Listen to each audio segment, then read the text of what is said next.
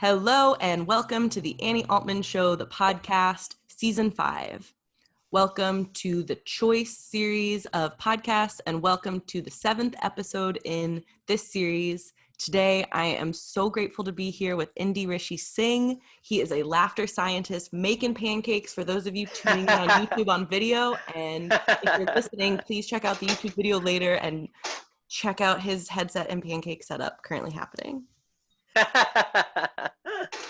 Thank you so much for being here, Indy.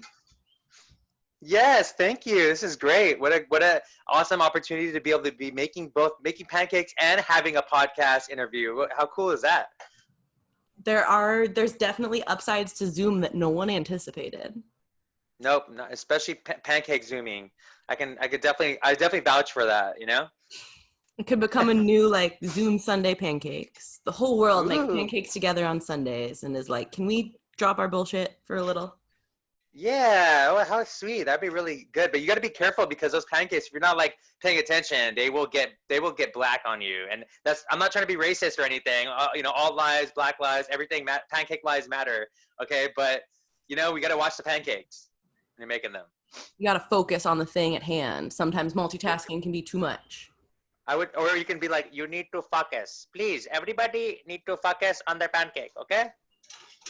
And everyone could just silently make the pancakes without talking. Whoa, mindful pancaking. We could. Or we could do like real serious pancaking and they could read out all the names of people who've been harmed by the police and killed, and they could just have it be very in a very that kind of focused pancake. I can see that too. Yeah, sure. I mean, there could be extreme pancaking where like your house people who you're living with or your family, they have to like knock you out. Like they have to knock you off the pancake, They have to get you off of it. They have to knock you off the groove. Because you get into a watching other people through Zoom, watching it happen. Yes. I'd like commentators for this. There must be pancakers. Share a little bit with the listeners about I met you through doing a laughter session. Wow, yes. And I would love you actually came to a premiere or something, right? Yeah, the movie. So I must say two things. Number one, I'm always so grateful when students of mine. So you came to a premiere that was a student of mine who was actually an academic student. Like, so I have different students. I work with different age groups. On the side, outside of whatever else I do, I work in education. I've been working in education for 12 years now, ever since I left medical school. And it's always awesome when old students of mine come back and want to do things with me or become my friends or my colleagues. And this particular student, he's a filmmaker now, and he asked me to make a documentary. And so, he had put together he went to a few of my laughter sessions in San Diego and LA, filmed it, interviewed people, and put together a nice little documentary. It was really sweet. Obviously he's a student, so it has some work to be done. It was really great. But it was really nice that we also got to engage in a little bit of laughter after the film, and you got to see me in action. But I can't iterate how awesome it is when students or people you like work with, and I know you can attest to this, when there's people who you come into your life and you're able to serve them in some way, right? But then it comes back like full circle, and like they're able to reciprocate. Like for me, the law of reciprocity is basically karma, right? And I love when you see it happen. Like a lot of times karma, you don't see it, but when you see it, when you feel it, it's like, oh my God, it's real. Karma's real, yeah. So true. Sometimes it can be so immediate or so obvious or so like, wow, I hear you, karmic lesson, whatever this thing is that's happening, that I like told myself some story that I was like some victim story, or I was doing all the giving, or I shouldn't have done that, or me. Then something comes around and it's like, hey, so actually you're good, you're taken care of, you can laugh about this now. Like it's funny eventually. It will eventually be funny. It's funny because like that, it's so important, what got me to laughter, me studying laughter, sharing it. Actually now I'm like, I've changed it to talking about neuroplasticity and, talking about how neuroplasticity is activated through laughter, and my personal journey has been that, I'm a big thinker. I think a lot. I get deep into stuff. I overthink. I sometimes in the past have gotten into like um, both like messiah complex as well as like victim complexes happen. We get it passed on.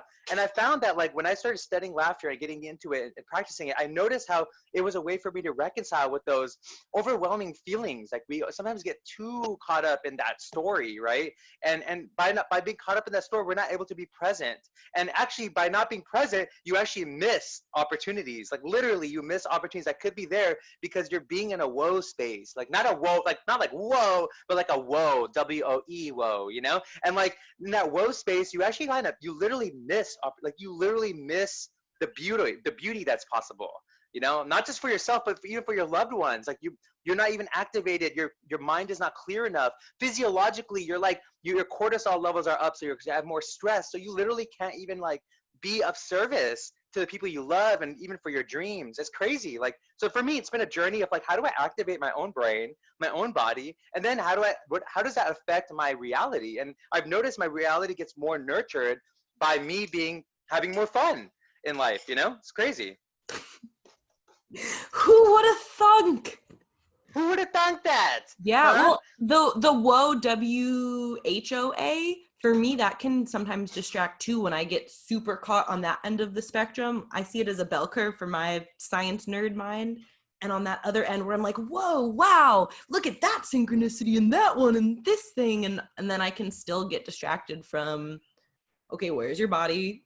How are you breathing? What are you doing? Yep. Are you having fun? Yep. Yep. So Pancake! that's the last pancake. It's made its way, and it's you got your pancakes.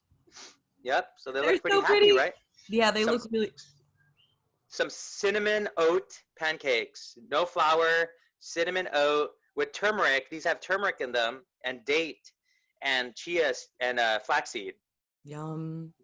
Yum. Turmeric and cinnamon, so you got a double anti-inflammatory going on. Oh yeah, Those look it. We got. so good. Yes to fun. And I'd love for you to share more because we have some similar nerding backgrounds of loving science and then also in some ways being kind of like fuck it to science and fuck you for like, hey, science, you're missing a lot of this stuff and you're not having fun.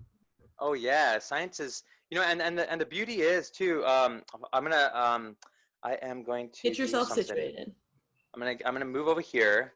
I'm gonna shift over here. So wait, hold on, Annie. I want to know your science. What's your science background? I didn't go to medical school. I did all the classes in undergrad to go to medical school, and I have a BS in biopsychology. And then towards the end of college, I decided I wasn't really feeling it as much. I attempted to graduate early and got denied, was allowed to graduate partially early. I left and I was still like, well, I only have these 2 other classes to take.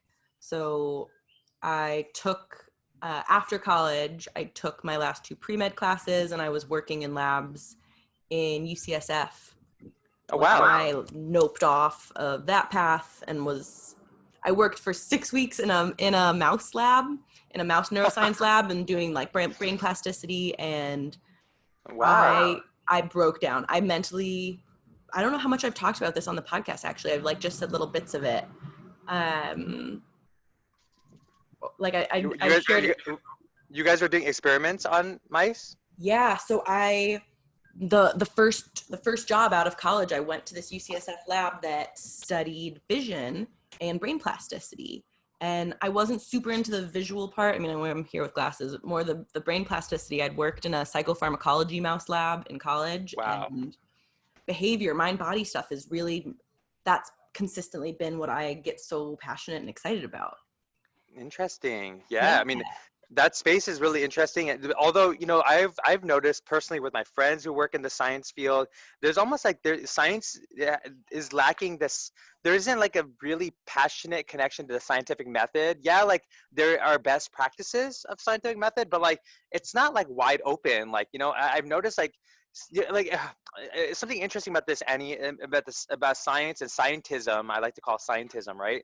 Is like there is like sometimes the best inventions come from wild ideas, right? And like a little bit thinking way outside the box, right? And we don't really, there isn't enough advocacy for that in the science realm. You know, like when you have a wild idea, you don't get support, right, for that. But if you're within the system, you have to basically toe the company line as a scientist, right? So you can't really do the wild ideas. You're not going to get supported, you're going to get funding, all that jazz. But the paradox is that human evolution, like our progress literally on this earth where we are now, comes from people having wild ideas, like and like experimenting with those wild. So it's like this is weird paradox, right? Like you can't have progress without stepping outside the bounds of what's normal. But most science, especially today, they keep it normal, you know? Totally. That was totally my experience with it, and discomfort and pain in ultimately leaving was saying all of those stories of publish or perish were really true in my experience, and I was really seeing them play out in other people's experience. And I was here being science nerd and getting into some of my own several complexes to be like, science is meant to be collective, and the scientific method even is about collective collaboration and having room for these outlier ideas that then advance things along, while still having consistent things to check and to go over and to learn new things about the stuff we have. And yeah, I loved using scientism because I feel that, and honestly that was a big part of my needing distance from that community, was to say that it didn't feel like a community, and not because of the people as much as the whole structure of it being how money is involved in it right now, that there's still so much of no, let's not think about how we can do a study that will actually advance the last study someone did, or I don't know, help humans or help the planet that we all live on as humans. Sure. Well, what study hasn't been done? Because that's the one that's going to be more likely to be published. So like, that's my intention with creating this, is what's going to be published. And I'm like, I can't, Sure. I'm not going to be a party to this. I look And forward to this podcast supporting research one day, that this podcast can go around that and give dollars and give funding to studying people doing laughter, studying different meditation or movement practices, studying all turmeric, kinds of stuff. like give this stuff Well, money and time. Well, you know, there's two things popped into my mind that I want to bring to raise awareness. Is number one, this scientism is kind of prevalent right now during this pandemic. Like I just was on a call yesterday with one of my really good friends. She's my mentor, friend, sister, everything. She is a Harvard trained MD, right? Who's also an Ayurvedic doctor, had a Fulbright scholarship, you know, to Cool. study Ayurveda in India, right? But she's So also cool to like do study both. Ayurveda. So she's a boss, right? Boss lady, right? And I've shadowed her in New York while she was treating patients and everything. She and I and like several other of my friends, we're kind of like, it's like interesting what's going on with this pandemic, right? Like this is like scientism on steroids right now, right? Because like even doctors and hospitals are towing the company line, right? But they're not like open to like other ideas. They're not like actually expanding like the possibilities of how to treat something or how to prevent, you know, like they're not.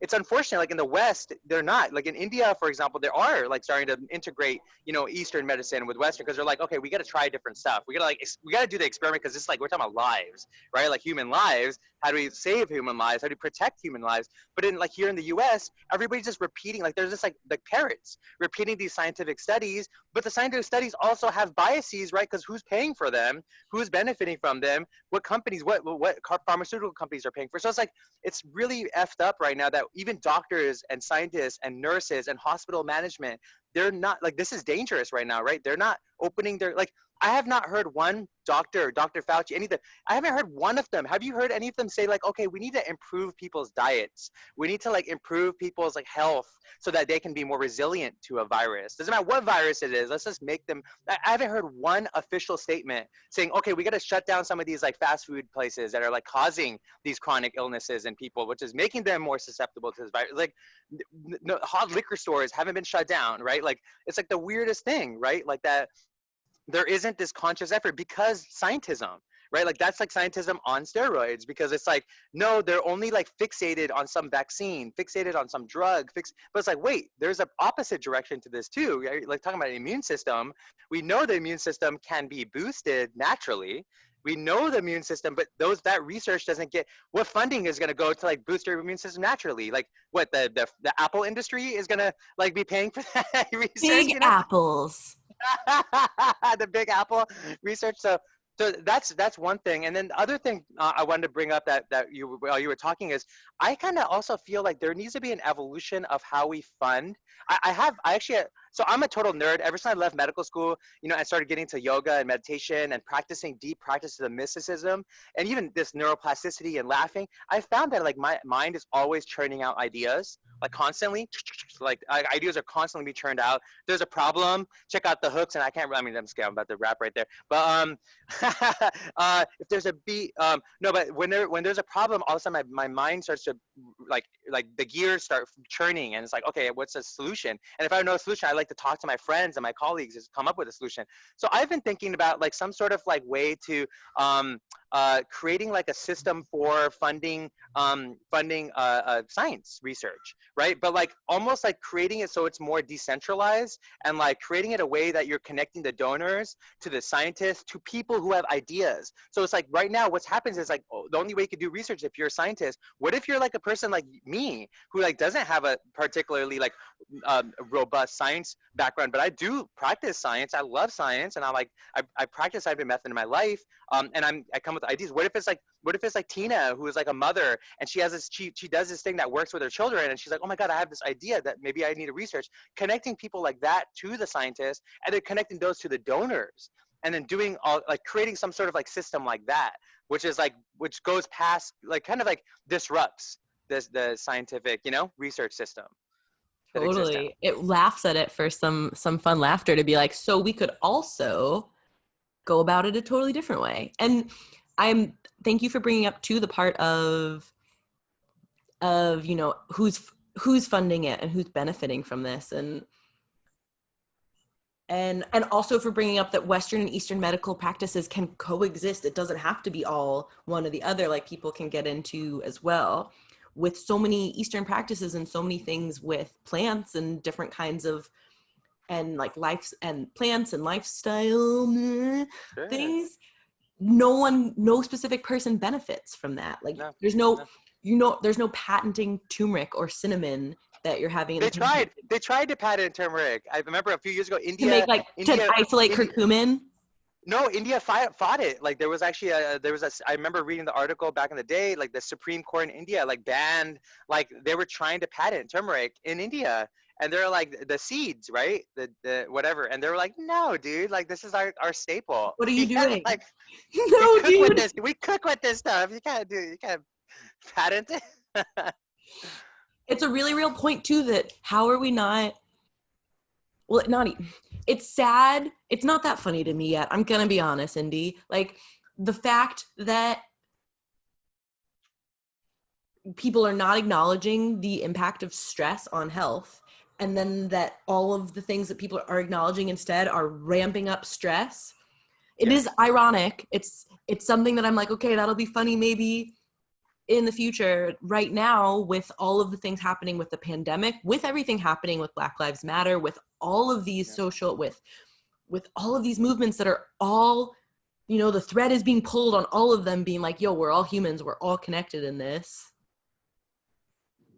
It is funny. There is some part of it that's like, how are we not acknowledging stress and taking deep Sure. breaths and going out in the sunshine and making food at home, and we are in some ways, having the country having its Sure. first ever stimulus package and giving any support for people to stay home and take care of themselves more is it's a little bit of a step in this country.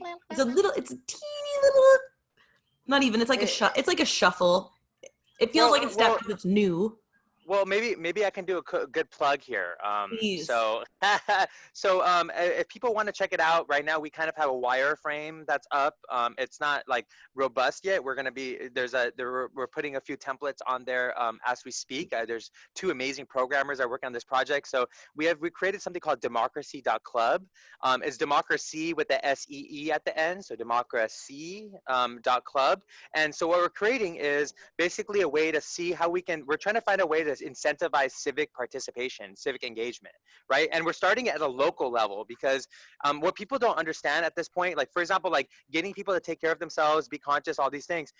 There's an element of like maybe we need to take care of people's universal basic needs first, or Maslow's hierarchy of needs, right? So if they feel like they're secure, they're safe, they're fed, right? I think even like getting people to stay home and be like and like you know getting people just to stay home, like that might be a part of the puzzle, right? Like telling people to stay home and not giving them support doesn't make sense, right? Like it's like not realistic. So like, but what we're trying to create is create these civic engagement platforms, almost gamifying civic engagement in such a way that when people get involved, they actually can earn money to get involved in their local, like literally like make money getting involved with local initiatives, but also start to implement local initiatives that they can realize, like they can actualize. Like for example, like universal basic income. If you're in a city that has like cannabis dispensaries, you might be able to get that passed overnight because there's a lot of influx of dollars. But right now, people don't show up to their local city halls, right? So you can't even like enact anything awesome because people aren't showing up. They aren't even like demanding anything. They don't even know that they can do it, right? But if people knew that there's like, and if you could meet with other people who believe in the same thing, have similar interests, so that's what we're creating. We're creating a platform for people to connect with other people, for them to debate with each other, for them to almost gamifying that debate style, and then going into the city hall meetings with a direction. Because a lot of times people go to city hall meetings, they just go row, row, row, row. They go on the mic and they give off their spiel, and the city hall people don't even listen to them, right? Because everybody's like, nobody's organized. Guess who's organized at city hall meetings? Corporations, right? So like then corporations get the money from the city, right? Because then they get the deals. And so when you got your weed whacker that's like cutting your thing, or you have the people cleaning up the side of the streets, or you have like the parking meter people, those are all corporations that are like banking on people's like citizen dollars, like our tax dollars are paying for people that we actually don't even need those people doing whatever they're doing. Like the leaf blower guys, what the fuck? We don't need that. We at least don't even need them to be like gas powered. And don't get me started, there's a lot of stuff, right? But if we want those things to happen, we need to create a platform that incentivizes civic action, because at the end of the day, why are we paying like NBC, ABC, Fox, or whatever, these local news affiliates? We're paying so much money to them. Like there's so much money that goes to like media. Why doesn't that money go to the citizens to care about their own city? Like it's like the money could actually be going circular rather than going to like some entity that's just like buying another yacht, right? It doesn't make any sense. Anyways, so we're building this platform, totally plug in that, but there's that in action, like, right? We're not that far, right, to be able to do these things, but we need to be more focused locally. Like that's the key. And mind you, like this is why I love laughter and like neuroplasticity. We can approach these things having fun. We can approach it like laughing a little bit. Like it can be done that way. Like go figure, right? Like what if we have fun while we solve the problems in our community, right? It doesn't have to be a heavy task. In fact, the very fact that it's a heavy task makes people adverse to even doing it, right? So like if we can have fun while we do it, if we can be incentivized and feel like, oh my God, I'm supported while I'm doing that. I'm meeting new people. I'm meeting people who care, like me. I mean, oh wow, I'm making new friends who like care. That's kind of what we're creating, like a social media platform for civic engagement. And whether or not our thing works or not, I hope no matter what, I hope it creates the momentum for more of these things to happen, because technology is this wonderful boon. It can be a great distraction too, but at least right now, I feel people kind of want to do something. They want to help their community. They want to help. I mean, if you have a kid, if you have family, like you want to do something now. Like this is a good time to do something. Like you don't have to go to work. You don't have the same pressures right now. So, Really real. I Wow. can take a breath. Ah. I'll put that in the description of the podcast here so people can Please. check it out. It's very cool to give using technology to bring people together, and also to really focus on that part of so many cliches here that are cliches for reasons, of people being like, oh, well, what can I do to help? Or what is me doing something different really gonna do here? How do I, like both that same paradox too, of like really wanting to help and then also feeling like it's not gonna be enough, or like it's gonna be so heavy and hard. And so how could we do this? How could we do this anyways? And then Yeah. it's like, well, how could we keep doing the things? How can we keep doing the things that we're doing? Well, I love too you bringing up is to totally nerd out on brain plasticity. Playing and laughing, our brains do see more possibilities. Totally. It, That it, it fact is, That's fact. That's fact. You know, that's why do you think kids play? Like, we were all kids. We all played a lot when we were kids. You think we were just doing that because we're like stupid and little kids? Like, it was actually our brain was developing like at a really rapid rate, you know? Hmm. And I appreciate too you bringing up Maslow's hierarchy of needs. And I've shared some with you about my One Human show, The Humanity, that this podcast is now tying to, and how the ending of it is nobody knows how to human. We know there's themes, and talking about these themes is part of dealing with the base of Maslow's pyramids, to say, Hmm. well, wait a minute, if we all make choices in our lives, then surely we all poop. Surely we all need food and we need a place to sleep at night. How Sure. how do we bring this together? Yep. I'm really Yeah. excited to see with democracy about where democracy to see how it, like, even just things like that existing can really change more than people realize, to know Yeah. that they have a different choice, that it even exists out there. And we've been like, I've been really particular about bringing in like diversity. Like, we have two women that are like on the main team, one woman of color. We have like one of the guys involved, the programmers, like he's of color, he's half black, half white. Like, it's been really like, I've been like so intentional. Like, if you're going to be a technology company, we should, like, from the start, it should be it should be very like it should be it should be indicative of how our community is, you know? Like, it shouldn't be a bunch of white guys, you know, with the who have the power, which consistently ends up seeing in technology companies. Then you see like there's imbalance, right? Like, you notice that there isn't like appreciation of, you know, diversity. There isn't like it comes later, you know. They're like, oh, we gotta be inclusive now once we're like a multi-billion-dollar company. Which is But we're trying to be performative. inclusive. It's performative diversity rather than actually, like what you're talking about, having that be in the base of the pyramid of democracy, to say that Yeah, it is important to us that the people who are creating this are accurately reflecting the population of yeah, humans, yeah. rather, And because of also, course it's going to serve just one. If it's only one sure. demographic, then of course the things are just going to serve that demographic. Sure, and also like, but like you know, fortunately, you know, Annie, it's been, you know, when we practice get into yoga and mindfulness, you know, there is like this idea of like creating circles and creating a community, you know, and I feel like most companies don't do that from the start. You know, I've actually noticed while we've been starting this company, I kind of feel like I'm like almost like not a CEO or a founder. I'm more like a chief spiritual officer.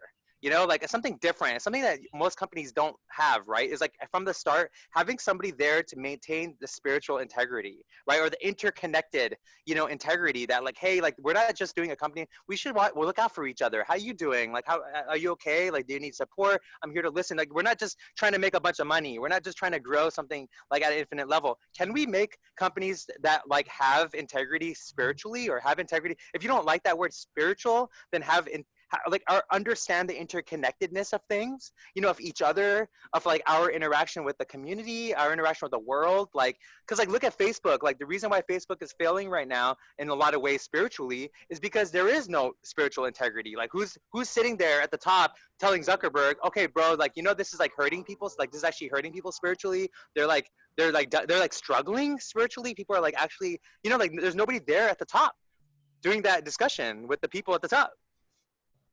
Very little laughter happening there. Little laughter. I mean, you got to look back to also the Stoics, right? Like, back in the days, like Marcus Aurelius, right? And like, when, you know, in India and China, they've had this too. In the Middle East, in Persia, ancient Persia, like, when there were successful empires, like successful kingdoms or queendoms, they always had like an oracle. They had like some counselor, like a magician. They had some alchemist that was always sitting next to or like they were like consulting the king or the queen, right? Like, we don't really have that anymore. Like, they have like Anthony Robbins consulting them, but Anthony Robbins doesn't give a fuck about like the spiritual integrity shit. He just wants more money, you know? Like, so where's that genuine spiritual advisors for these leaders, right? And for like thought leaders, or business leaders, or leaders, country leaders, you know? Ugh, and then to say, like, oh, laugh with the pain of things and find the laughter in it eventually, that's a big challenge for me, to say, find the humor in people hoarding money. It's not funny right now. No. Well, I mean, there is a little trick, right? That's why we have to practice neuroplasticity. Is like, what if a way that we can deal with these problems is first by laughing? You know, and we were talking about this a little bit earlier too. Even when we're having that issue in our relationship, or like, having issues with our relationship or our friendships or whatever, what if we consciously laugh with our partner or our friends, and then we deal with the problem? Like, what if, like, it's just at the end of the day, like, it's an experiment, right? So, like, what if we can actually hijack our internal system of stress, of anxiety, of like frustration? What if we hijack that system, and then we go from that space? Like, we don't like let stress and anxiety affect our decision making. Like, what if we did that? What would happen? Like, you gotta do the experiment. Like, I always say, when I do my laughter things, I always say, like, in my laughter places, I'm like, don't listen to me. Like, do not listen to me. I don't know what I'm talking about. Make sure you do the experiment. Like, you got to do the experiment with your life, your situation, and only then, when you do the experiment, can you be like, oh wow, this is, like, maybe there's something to this. Like, I feel better. I make better decisions. I'm not as reactive. Like, I'm more proactive. Oh, I like this. Mm. Any examples that can come to mind for you, like very clearly, where you have chosen to laugh first, chosen to find the humor of something first, that then has really shifted how how something's played out? Sure. I mean, it's funny with social media these days. So, I'm not shy to like make statements, and so on social media, I've posted some stuff here and there, that were kind of triggering for people. Um, and I remember back in the days, I would have been very like defensive and offended by people like being angry and upset by what I said. I remember back like 10 years ago, but I totally would have been highly like reactive to it. But like, when people reacted to me, I like laughed at it. Like, I literally just laughed at what they wrote, and I laughed. Part of me laughing was acknowledging that, like, it's so sad that people are like so quick to make judgment, right? They're quick to make these judgments, and I had to laugh at that, because like, there's no point in me like being upset, because that is just the truth. I've been there. I do that now too, so it's okay. Like, we have to have forgiveness first. So a part of my laughter was like a forgiving laughter. I like laugh in forgiveness and acknowledgement of the divide that we're all experiencing right now, the helplessness, the powerlessness. Where everybody's trying to experience power through their social media interactions, and like, by deleting people and canceling people, they feel they're more powerful. But like, I laughed at that. Yeah, so literally my conscious acknowledgement of it was laughing at it, and then from that place, either I made a comment, or I connected with my friends about it, or I think one of the things I posted, I actually reached out to some of my friends who were of color, and I was like, just made sure, like, hey, like, I just want to make sure, like, am I okay? Like, am I okay? Like, am I doing the right stuff? And they're like, oh my God, yeah, you've been supporting people of color for a while. You're fine. Like, so I like took a moment to actually make sure, okay, like, is there a blind spot? But like, I was able to face that, like, actually ask if I have a blind spot, because I laughed. Like, I got out of that place of reactiveness, which kind of blocks us from, like, finding improvement. Totally, because then it becomes the ego game and the, oh, let me defend myself, and oh, this person's right and this person's wrong, and this Yep. is mm, Yep. So that's that was a very good cool that to hear about that story, and about you then being like, okay, well, let me check in with people, let me see, like, how do I want to respond, how much of my energy am I going to give to all of this, Mhm. and like in what ways too.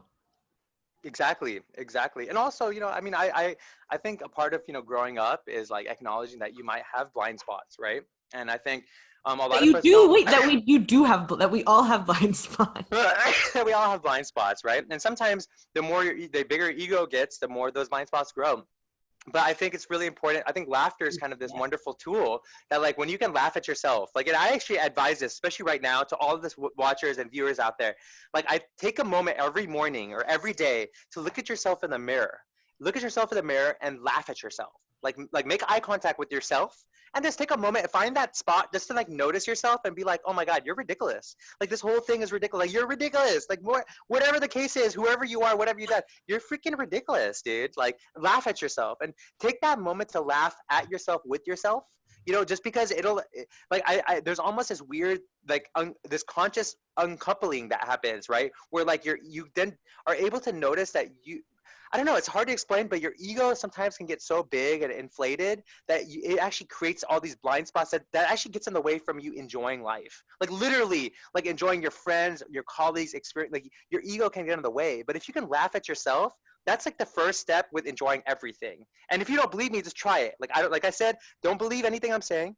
Do it yourself. See what happens, right? And if it doesn't work, if you find if it's total bullshit, then you don't have to do it anymore. Like you know, no pressure. But if it works, then you have to pay me $9.99 a month on PayPal, Venmo. I accept Bitcoin. You can like pay me in any form. Only if it works. Only if it works. Only if it works. Let him know. Yeah, definitely reach out to either of us if you do some laughter mirror work very seriously. I like to laugh Sure. by being super serious about things, and I feel like a lot of us have that part of that ego game is taking stuff so seriously and or being like, oh well, I must be so earnest, and oh look at me, pat ego being so earnest. Oh yeah. Oh yeah. Oh yeah. It gets up there, man. It gets up there. Our ego loves it. Our ego loves attention, loves to feel big, you know. But you know, it's good for us to check our ego too, because we actually can make more progress when our ego is checked. You know, Totally. what they like to analogy that I love from Sadhguru is a really awesome teacher. He always says your intellect is like a knife. You know, like your intellect, your ego is like a knife. Like yeah, like a knife is awesome. You could totally cut apples with it. You could cut things. You can like you could do a lot of good stuff with a knife. But if you're not like be mindful of your knife, that shit could cut you cut your finger off. You cut a lot of. It can be very dangerous, right? So we have to like understand this part about our ego, right? Like it is like a knife, like a metaphorical knife, and we have to like wield it mindfully, right? With respect. So Wow, thank you. I haven't heard that. I really like that. That metaphor goes far too, because knives can kill other people. yeah, big time, big time, big time. Um, so Whoa. so so I got a quick question for you. This podcast and all the people listening to this and wherever they're gonna be listening to it, um, can we give them a challenge? Yeah, let's do it. We could give them two. We could do a live for us laughter, and people could do it along. Well,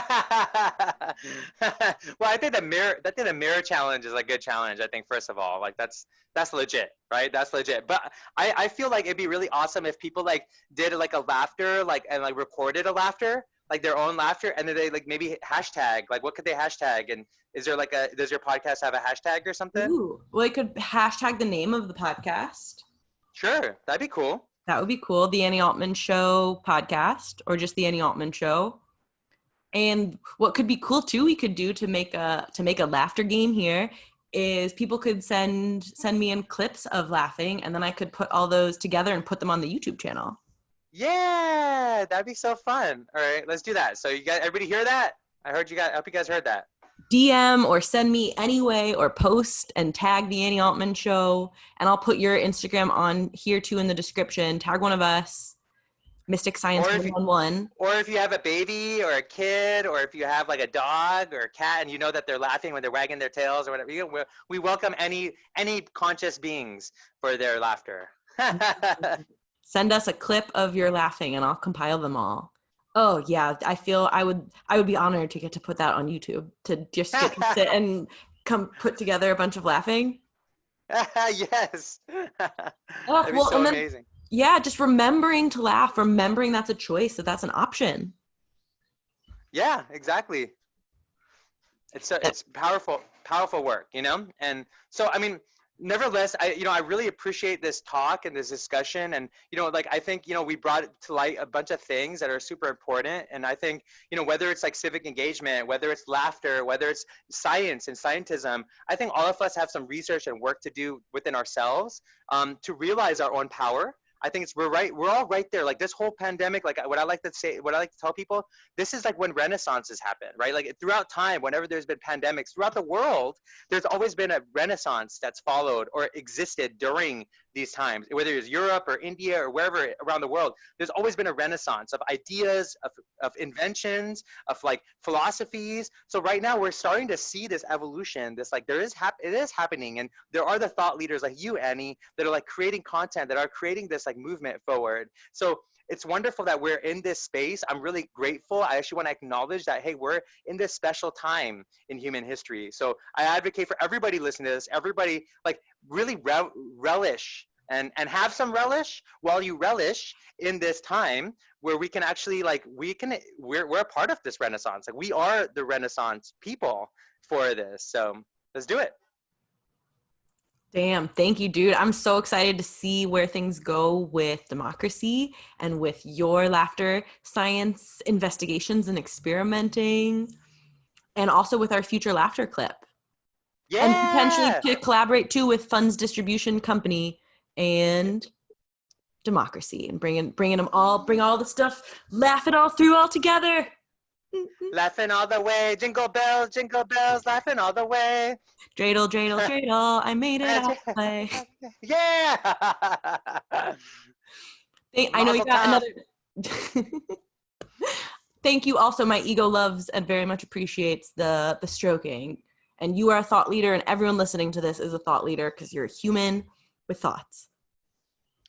But I also want to respect the thought followers too. You're welcome to follow. You're welcome to follow us. Follow as much as you want. If you're a follower, that's okay. No disrespect. But remember, there's a leader inside of you. So We're all always. both. We're all both. Both. All right. I know you have another meeting. I really appreciate your time. Thank you so much for coming on. Thank you, Annie. Keep it up. Much love. Much love. Thanks for tuning in, and thanks for being you.